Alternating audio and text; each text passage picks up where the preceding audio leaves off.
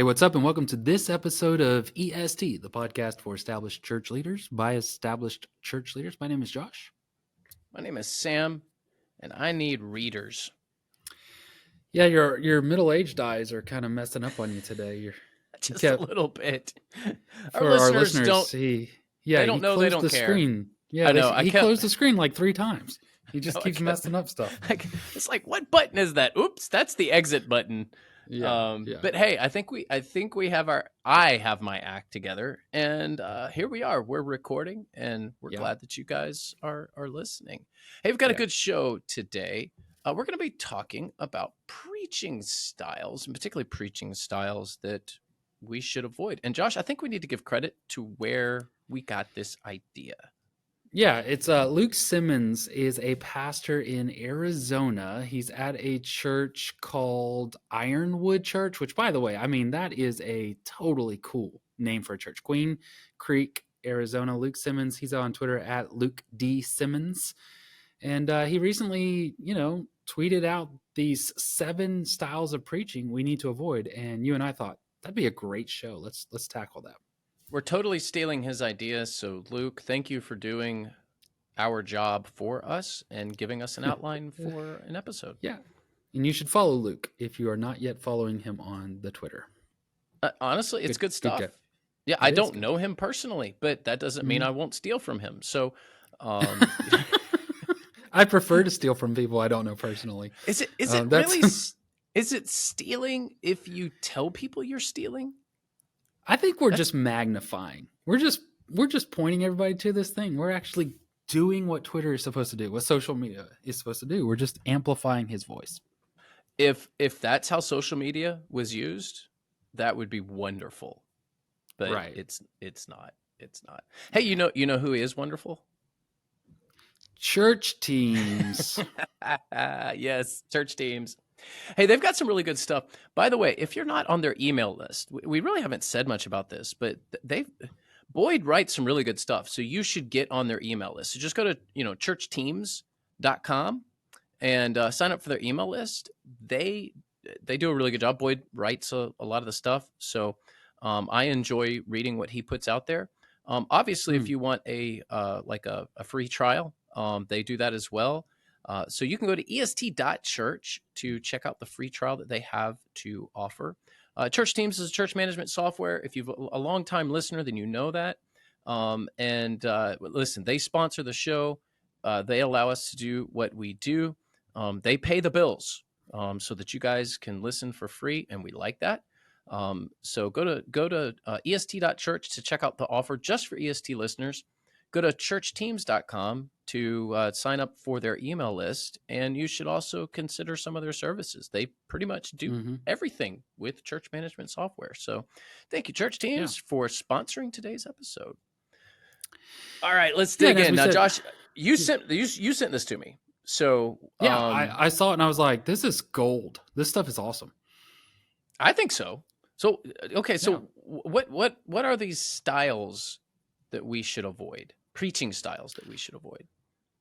Yeah. Okay, so let's look at we'll just go in an order in here and talk about it. The first one Luke says is the look at me preacher. It looks like a preacher sharing too many stories about himself, especially the ones that paint him as the hero of the story. We've all seen that sort of preacher that just makes out like they're the Messiah or Gandhi. They're the very, very best. I don't want to be Gandhi. He's not a Christian, so that's a major problem. But besides that, I've seen this style of preacher. I would say I typically see it in I was about to say I typically see it in very young preachers, but that's not exactly true. I've seen it in very seasoned preachers that love that sort of stuff. What's your take on this? Yeah, so people like if we're talking personal anecdotes, personal stories in your sermons, people like that because they get a feel for who you are. And I think that's important. I tell a lot of stories just about my family life. I try not to denigrate my kids. My wife would literally walk up on the stage and smack me if I said something negative about her. So, which would make for a really good illustration, by the way. That'd be a funny story. So I don't try to denigrate my family, but there's funny things in my family. I just talk about our lives and, a pretty surface stuff, but it helps people relate. So I think Hmm. that's good. Um, but you can overdo when you become the central feature of your own story. I Hmm. think that's where Luke is getting at. No, Jesus needs to be the central person of your sermon, not you. And if it is, if you're consistently saying, look at me, how good I did, it does get a little tired and a little old. But every now and then, let's say you invite somebody to church and they show up that week. I mean, brag on yourself a little bit. Hey, my neighbors are here. We're glad they're here. Hmm. Um, Hmm. I invited them. You guys should invite your neighbors too. I think those kinds of things are good as well.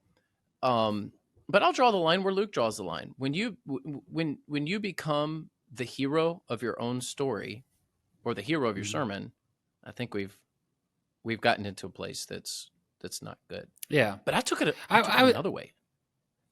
yeah. What's that? I want to ask you a question, like clothing.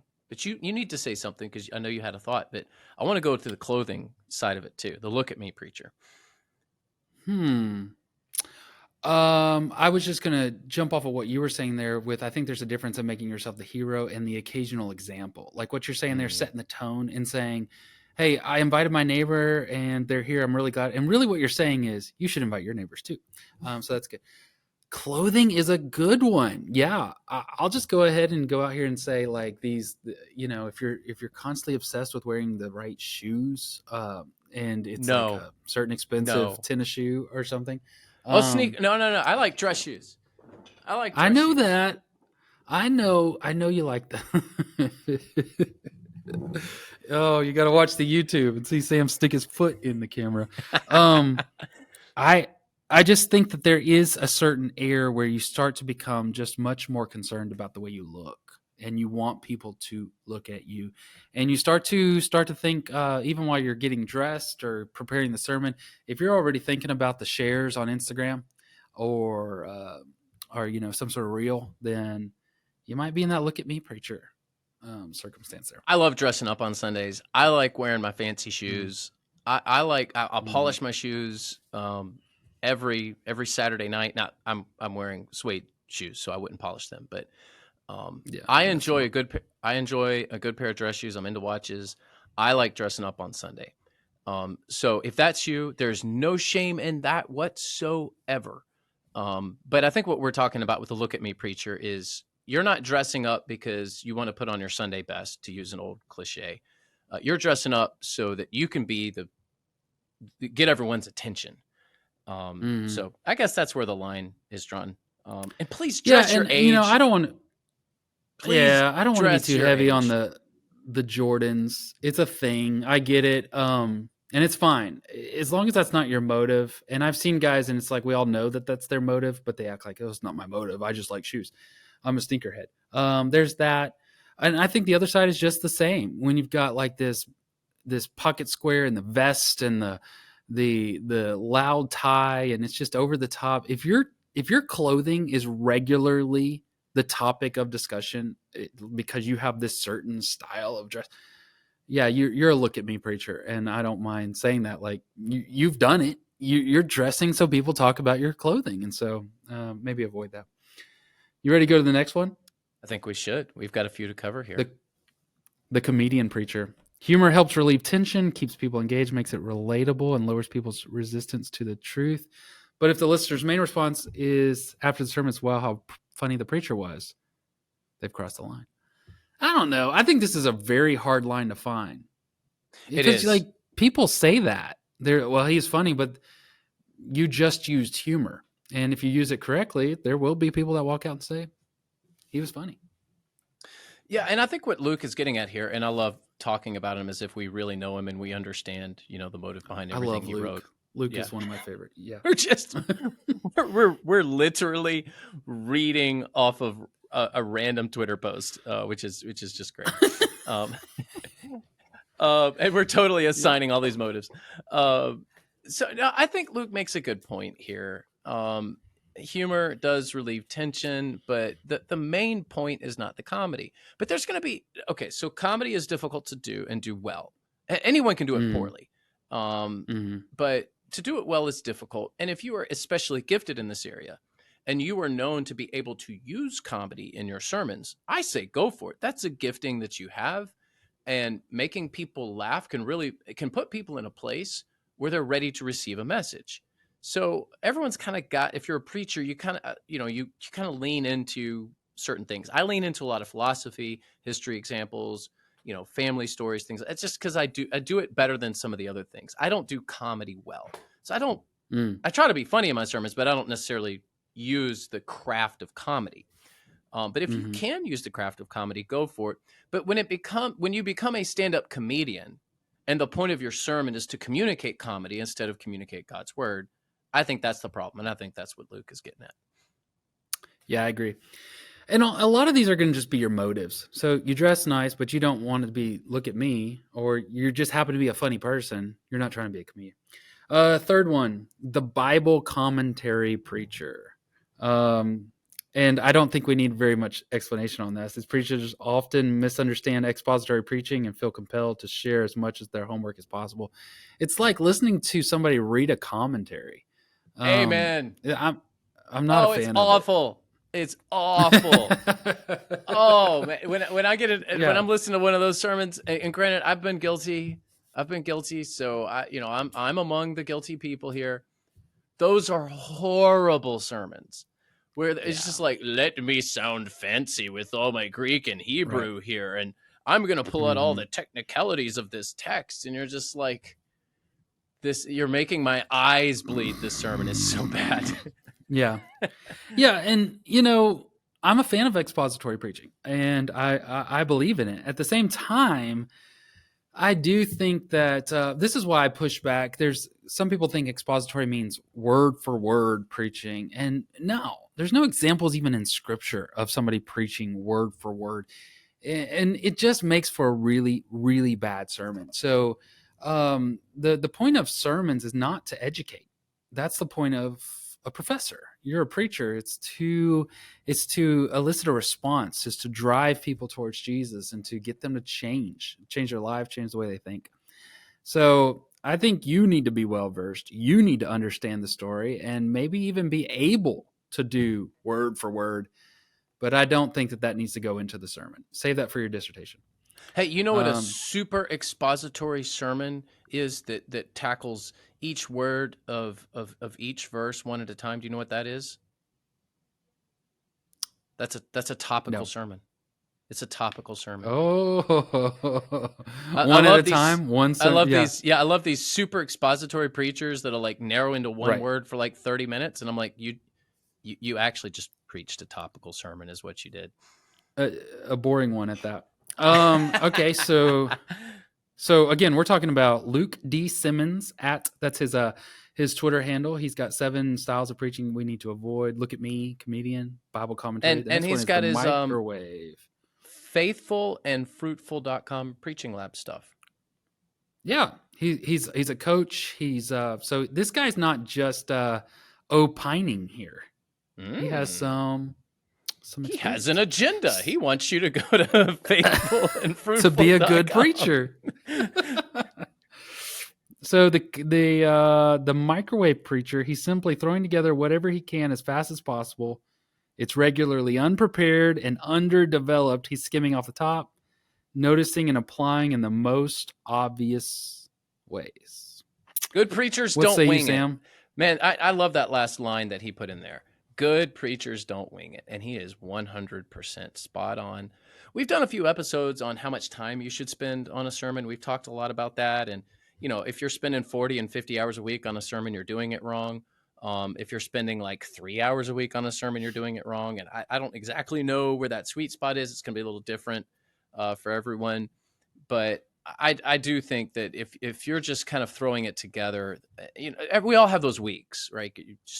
Sometimes you just have those weeks. But if that's a regular occurrence for you, then I think the microwave preacher's a real problem. Yeah, I mean, it's hard to articulate, but it's easy to notice, especially if you've done this for a while. There are these things that I just call devotions. They're just nice little pep talks. You might give it at the men's prayer breakfast. That kind of devotional sort of talk. That's a good thing to do in a certain context. And then there's what we talked about with that Bible commentary preacher, and that's great in the seminary. But what you're doing on Sunday morning, week in and week out, is a little bit different, and it needs to feel different than those things. So I agree with you. Good preachers don't wing it. Of course, we want to make the side note here. Both of us are we know full-time preachers, and so we have the time to dedicate towards this. So if you are in a position where you can only do an hour a week and you're doing the best you can, and God bless you for that. We're not judging in any way there. This is more geared towards those who have the time and yet don't. They spend their time goofing off and then they just kind of wing it at the end. All right. Moving on. What's the next one? The aimless driving preacher. We don't like rambling stories or movies, and few people would enjoy a road trip with no clear destination. Not every sermon needs a 3-point outline stated at the beginning, but every sermon needs some structure that keeps it on track. Man, cannot agree more. Cannot agree more. I get really tired or bored if I'm listening to a sermon. I'm like, where are we going? And more so, it's not like where are we going, because good communicators are going to keep you kind of engaged. There's been times I'm halfway through a sermon and I can't remember where we've been. It's just like it's all over the place, and I don't know how this stuff is connected and that sort of stuff. That's just bad communication in general.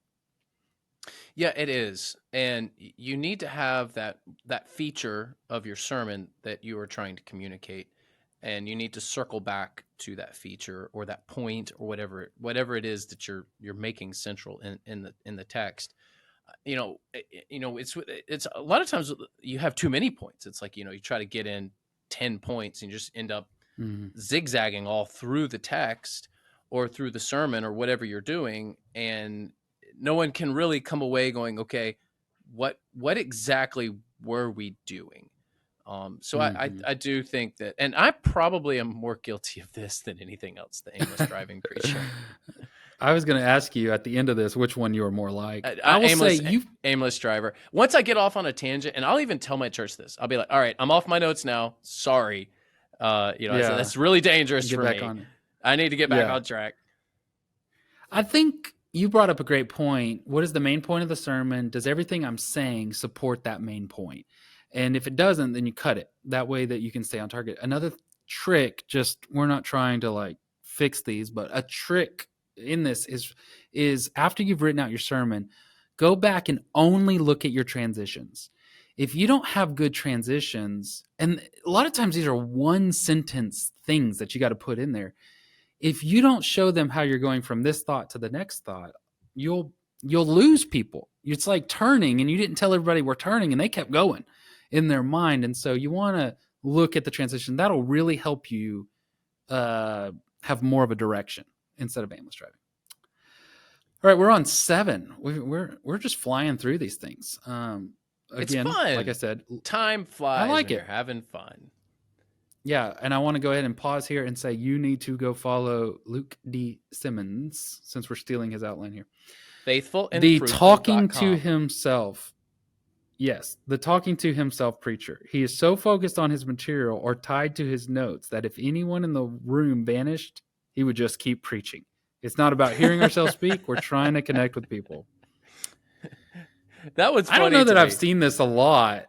And it's probably because I'm not going out of my way to go listen to this preacher. But what is that about? Why do people do that? I think people that are guilty of talking to themselves are like these artists or musicians who only write the stories that I want, only produce the music that I want to produce, only paint the paintings that I feel like I want to paint. And you can produce good art doing that and make good music, but it's very selfish, and you can tell that it's selfish. Your work, whatever your work is supposed to be selfless. It's supposed to be about bettering others around you, not propping up yourself, whatever your vocation or whatever you're doing. So I would say the sermon that's written just for me, it may not be wrong or bad. It just may be selfish, and you can kind of just tell. I would say that that's probably the heart of the talking to himself preacher is I did this for Mm. me because I like what I want to do without any consideration for a congregation. I did this one.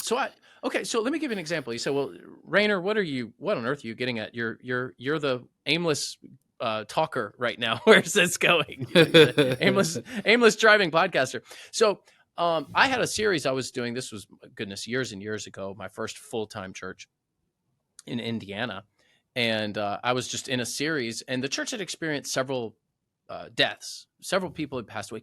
Good people close to the church, and there was a huge swath of the church that was grieving. And I just kept going right on through my sermon series, and then finally, someone came up to me, one of the deacons, and said, "Listen, we're good with whatever you want to do." It was a very kind comment. So we're good with whatever you want to do, but your sermons aren't connecting because we're all grieving.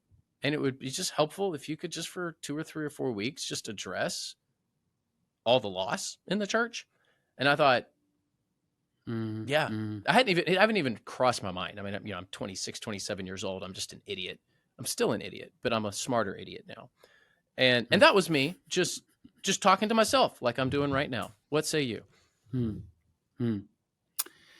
Yeah, I find that this is slightly different than the Bible commentary preacher. The Bible commentary preacher is trying to impress you with their knowledge, and they're just downloading all of this knowledge. They have you in mind, but the goal is to impress you. It's similar to the comedian. The goal is to make you laugh. It's also to impress you. Look how funny I am. It's similar to the look at me. It's to impress you. This one, like you said, just doesn't care. Doesn't have that connection with the audience. They're not trying to impress you.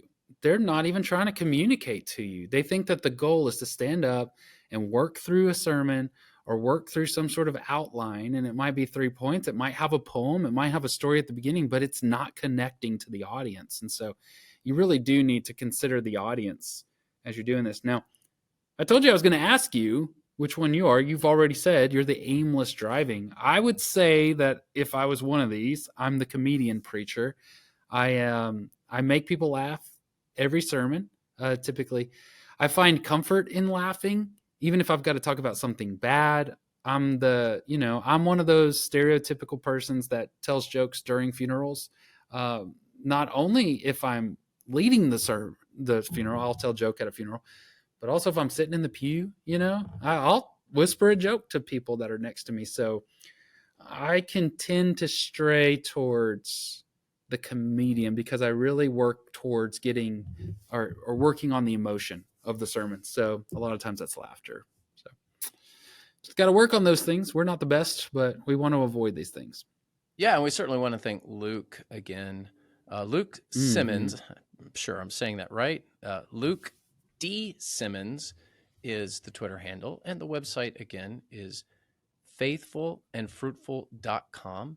He has no idea that we're doing this. So if you're wondering, like, hey, did he ask you to promote his stuff? Like, no, that's not how we roll at all. We just find something good, and rather on it, frankly, listeners, rather than stealing it, we just want to give credit where credit is due. And so thank you, Luke. That was a really good Twitter thread.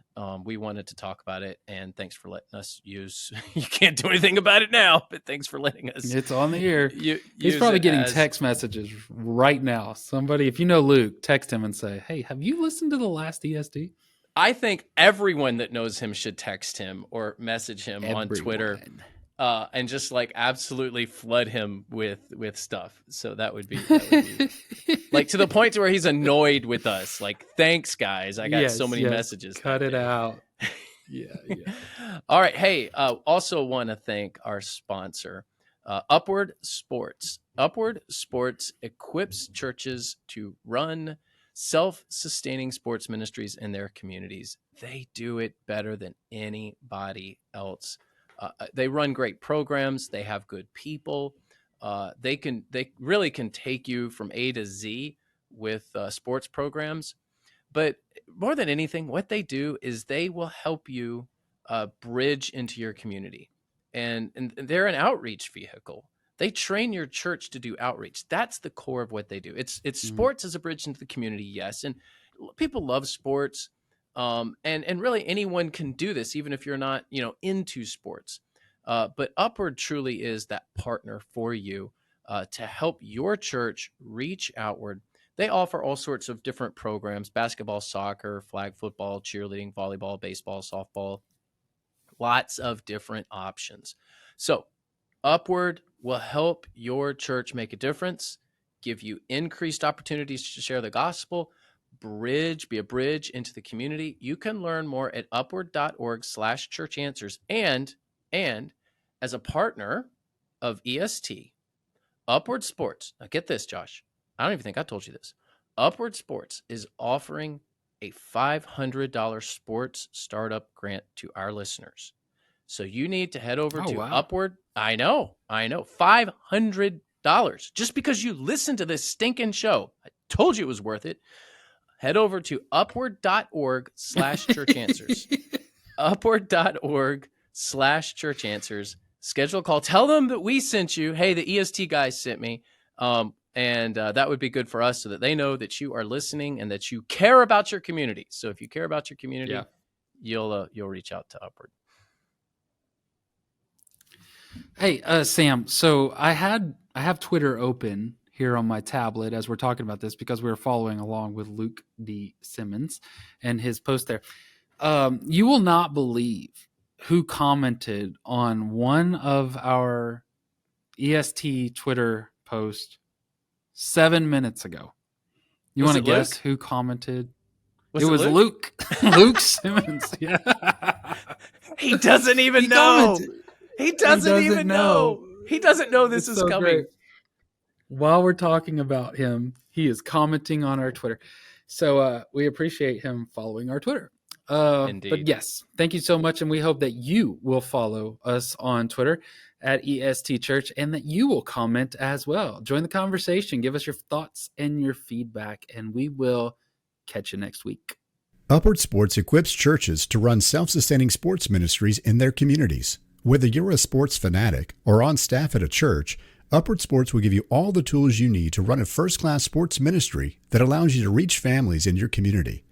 Upward Sports offers basketball, soccer, flag football, cheerleading, volleyball, baseball, and softball through league and camp offerings.